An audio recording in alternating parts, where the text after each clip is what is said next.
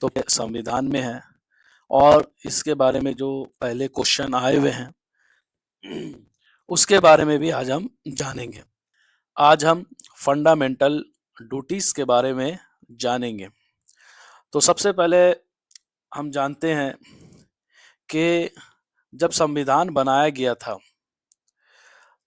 तब हमारे यहाँ कोई भी जो है वो फंडामेंटल ड्यूटीज ये हमारे संविधान में 1950 में ऐड नहीं था।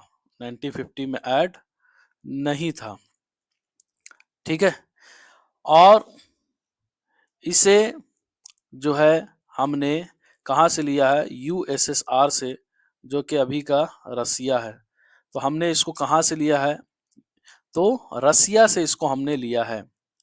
रसिया, आपको मालूम है कि रसिया डेमोक्रेटिक कंट्री नहीं है। तो हो सकता है कि आपसे सवाल पूछे कि ऐसा कौन सा कंट्री है इंडिया के अलावा जिसने अपने संविधान में फंडामेंटल ड्यूटीज को ऐड किया है? तो वो है जापान। कौन है वो? जापान। सिर्फ ओनली लिबरल स्टेट है जिसने अपने कॉन्स्टिट्यूशन में इसे ऐड किया है। इसके अलावा अमेरिका हो या ऑस्ट्रेलिया हो, है ना, या ब्रिटेन हो, ये किसी ने भी ऐड नहीं किया। ये किसी ने भी ऐड नहीं किया है, ठीक है। अब हम जानते हैं कि इसे कब ऐड किया गया। तो इसे जो है 42 कॉन्स्टिट्यूशनल अमेंडमेंट एक्ट 1976 में इसको ऐड किया गया, ठीक है। तो जब इसको ऐड किया गया 42 कॉन्स्टिट्यूशनल अमेंडमेंट एक्ट से, तो इसको संविधान के किस पार्ट में, किस चैप्टर में ऐड किया गया? तो चैप्टर नंबर 4A में ऐड किया गया, ठीक है। अब हम जानते हैं कि जब इसे ऐड कर दिया गया, ठीक है, इसको मिटा देते हैं। तो जब इसे ऐड कर दिया गया, संविधान के किस पार्ट में इसे किया गया? तो आर्टिकल नंबर 51A में। आर्टिकल नंबर कौन सा है? 51 के ए में। सिर्फ एक ही आर्टिकल उसी 51A में इसको जोड़ दिया गया, ठीक है। और आपको बता दें कि पहले जो है सिर्फ 10 फंडामेंटल ड्यूटीज थे। ओरिजिनल जब ऐड हुआ था तो उस वक्त 10 फंडामेंटल ड्यूटीज थे और 2002 में 86 कॉन्स्टिट्यूशनल अमेंडमेंट एक्ट से एक और फंडामेंटल ड्यूटी ऐड किया गया। आप हमको कमेंट में बताइए कि वो 11वां जो 86 कॉन्स्टिट्यूशनल अमेंडमेंट एक्ट ऐड किया गया वो कौन सा था, ठीक है। अब हो सकता है किसी ने तो सुझाव दिया होगा, किसी ने मशवरा दिया होगा कि भाई फंडामेंटल ड्यूटीज होनी चाहिए हमारे संविधान में। तो वो किसने दिया था? तो सोरेन सिंह कमेटी ने इसे 1976 में ये मशवरा दिया था, है ना, और 1976 में इसे ऐड किया गया, ठीक है। अब सवाल उठेगा कि क्या मान लीजिए किसी राज्य ने, देश में इसको लागू नहीं किया जा रहा, तो क्या हम कोर्ट जा सकते हैं? तो हम कोर्ट जाके नहीं कह सकते कि फंडामेंटल ड्यूटीज को क्या कीजिए, ऐड कीजिए। तो ये नॉन जस्टिसेबल है। ये क्या है? नॉन जस्टिसेबल है, यानी इसको कोर्ट में जाकर हम नहीं कह सकते कि इसको लागू किया जाए, ठीक है। अब इम्पॉर्टेंट बात यह है कि जब 44 कॉन्स्टिट्यूशनल अमेंडमेंट एक्ट बनाया गया तो उसमें किसी भी प्रकार से इसमें बदलाव नहीं हुआ। हालांकि इसमें बहुत से लोगों ने आलोचनाएं की, लेकिन फिर भी उसके बाद भी इसमें बदलाव नहीं हुआ, ठीक है। अब हम आगे बढ़ते हैं और देखते हैं कि हमारा 11 फंडामेंटल ड्यूटीज क्या है। जल्दी जल्दी हम इसको देख लेते हैं, ठीक है। तो पहला क्या है कि हमें संविधान का रिस्पेक्ट करना चाहिए और उसकी जो संविधान की जो इंस्टीट्यूशन है, बिल्डिंग है, और नेशनल जो फ्लैग है, इस फ्लैग का हमें, और नेशनल जो एंथम है उसका हमें रिस्पेक्ट करना चाहिए, ठीक है। फिर उसके बाद जो हमारे नेशनल स्ट्रगल में जो फ्रीडम फाइटर सब थे, उनकी भी हमें रिस्पेक्ट और इज्जत करनी है, ठीक है। और हमें भारत की सॉवरेनिटी, यूनिटी और इंटीग्रिटी, इसको भी हमें बनाए रखना है, कायम रखना है, और इसमें भी हमें साथ देना है, ठीक है। अब इसके बाद है कि हमें आपस में क्या करना है, ब्रदरहुड, भाईचारा, ये कायम रखना है, चाहे रिलीजियस हो, लैंग्वेज हो, रिलीजन हो, है ना, सेक्शनल डाइवर्सिटीज हो, हर हिसाब से। और औरतों की क्या करनी है, इज्जत करनी है, ठीक है। अब जो सवाल 2012 में इसको बना के पूछा गया है वो ये है कि हमें हमारे जो रिच हेरिटेज है, जो हमारे बिल्डिंगे हैं, है ना, जो आप सुनते होंगे कि हेरिटेज में, है ना, यूनेस्को ने ऐड किया है वो, और जो हमारा कल्चर है, इसको क्या करना है, ऐड करना। तो ये इसे हमें क्या करना है, इसको वैल्यू देना है, प्रिजर्व करना है, इसको बचा के रखना, ये हमारी ड्यूटी है। ये किस में है, ये भी हमारा फंडामेंटल ड्यूटीज में है, ठीक है। अब हम आते हैं जो हमारा नेचुरल इन्वायरमेंट है, चाहे हमें वन हो, झील हो, नदी हो, ठीक है।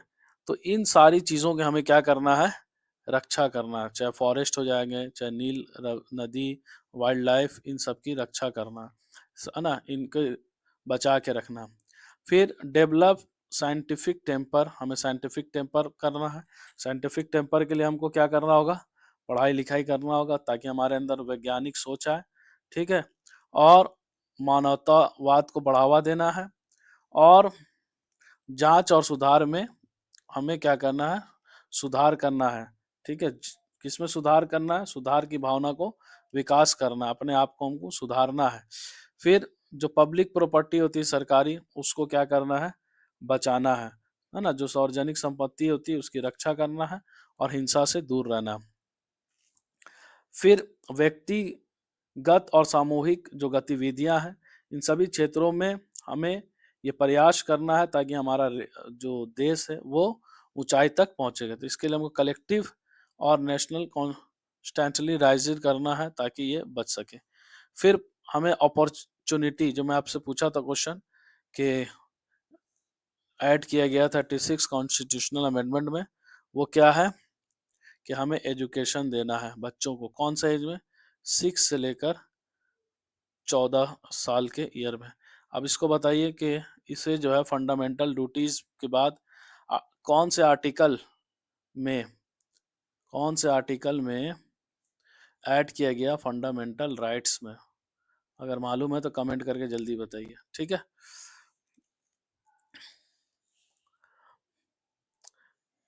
अब हम देख लेते हैं कि इस पर जो क्वेश्चन पूछे गए हैं वो देख लेते हैं, ठीक है। क्वेश्चन है जो पूछा गया है वो ये है कि other than fundamental rights, fundamental rights के अलावा which of the following part of the Constitution of India reflects the principle of provision of the Universal Declaration of Human Rights? तो किसमें किया गया है ये हमको बताना है। तो अगर इस क्वेश्चन का अगर आंसर देखें तो क्या होगा कि हमें फंडामेंटल राइट्स के अलावा किसमें करना है, तो हमारा आंसर हो जाएगा प्रियम्बल, फंडामेंटल ड्यूटीज, और हो जाएगा हमारे पास जो है साथ में डायरेक्टिव प्रिंसिपल ऑफ स्टेट। ये तीनों में ही जब आप पढ़ेंगे तो तीनों देखिए ह्यूमन राइट्स के बारे में बताया गया, ठीक है। अब हम इसको दूसरा देख लेते हैं। चलिए अब हम देख लेते हैं कि अब हमें क्या करनी है, ठीक है। Which of the following statement true about fundamental duties of Indian citizen. कह रहा है कि ए लेजिस्लेटिव प्रोसेस, क्या कोई कानून है, विधायिका है जो इन्फोर्स कर सकती है दिस ड्यूटीज को। तो आपने तो पढ़ा कि भाई इसको इन्फोर्स नहीं कर सकते हैं, ठीक है। क्या ये लीगल ड्यूटीज है, तो आपको मालूम है लीगल ड्यूटीज भी नहीं है। तो आंसर क्या हो जाएगा, ना तो 1 है और ना ही 2 है। अब हम क्वेश्चन देख लेते हैं कि क्वेश्चन पूछा in the context of India, India के बारे में, which of the following is the correct relationship between rights and duties. Right क्या होता है, ड्यूटीज क्या होता है। तो सवाल है कि राइट्स आर को रिलेटिव विद ड्यूटीज, क्या ये दोनों एक दूसरे से मिले हुए हैं। राइट्स आर पर्सनल, ये पर्सनल होता है rights. Ones independence of societies and duties, ये बात तो गलत लग रही है।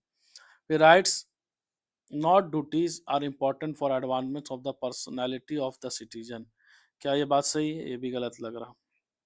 Duties not rights are important for the stability of the state, ये भी गलत है। तो हमारा सही आंसर क्या हो जाएगा? पहला वाला। क्या? राइट्स आर को रिलेटिव विथ ड्यूटीज, इसके बारे में हम फिर बाद में कभी डिटेल में बताएंगे, ठीक है। ये ऑप्शनल का क्वेश्चन है जो कि आया हुआ है। ये क्वेश्चन आया हुआ है, देखिए, to uphold, protect and sovereignty, unity और इंटीग्रिटी ऑफ इंडिया, ये किस में है? प्रियम्बल में है ऐसा कि हमको सॉवरेनिटी, यूनिटी, इंटीग्रिटी बचाना? तो आप प्रियम्बल में ऐसा नहीं पढ़े होंगे। डीपीएसपी में पढ़े हैं या नहीं पढ़े हैं, थोड़ा सा कंफ्यूज होंगे आप। लेकिन फंडामेंटल राइट्स में ऐसा नहीं है, हमारे पास फंडामेंटल राइट्स किसी में हम नहीं पढ़े, और यहाँ पे फंडामेंटल ड्यूटीज़। तो देखिए, एक दो प्रोविज़न ऐसा है जो दोनों में है, डीपीएसपी में भी है और फंडामेंटल राइट्स में भी है। तो हमें मेन क्या दिख रहा है कि फंडामेंटल ड्यूटीज़ में है। अब ये कैसे मालूम चलेगा? तो अब बताते हैं अब आपको।